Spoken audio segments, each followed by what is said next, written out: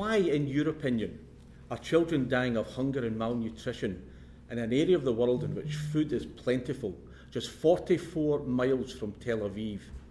Why are they dying? Because of the results of the appalling attack on October the 7th. That's not the reason. The extraordinary terrorist attack by Hamas on that day. So the appalling atrocity of October the 7th led to crop failures? Led to what? I mean, what's the direct link between that appalling atrocity and the death of innocent children from hunger 44 miles from Tel Aviv in an area of the world where food is plentiful? Draw that line for me, please. It is the direct impact of the attack on October the 7th, to which Israel has an absolute right of self-defence, but they must act within humanitarian laws. The displacement of 800,000 people would imply quite a significant operation, no? Well, they've given a warning that 400,000 should go. 800,000 have chosen to go. But that of itself would not lead us to make a change in its assessment. The scale of this is enormous. And you talk about 600,000 people moving. By 800,000.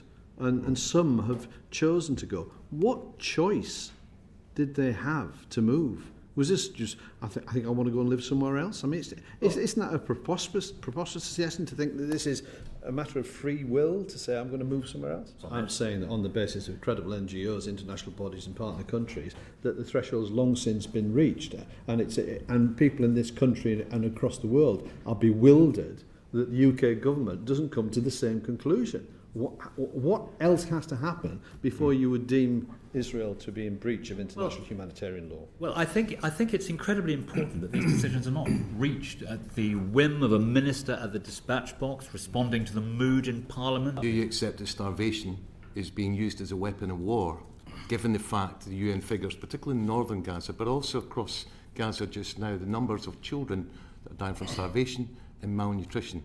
And you're talking about how much effort you're making to try and get aid in. The UK government is content that there is no clear risk or no risk of Israel being in breach of IHL. Well, the British government is appalled at what is happening. It's doing everything it can to alleviate suffering, spending an inordinate amount of time with our very strong foreign service trying to look at the day after. But if I'm talking about today. So if the British government is appalled, what is it appalled about?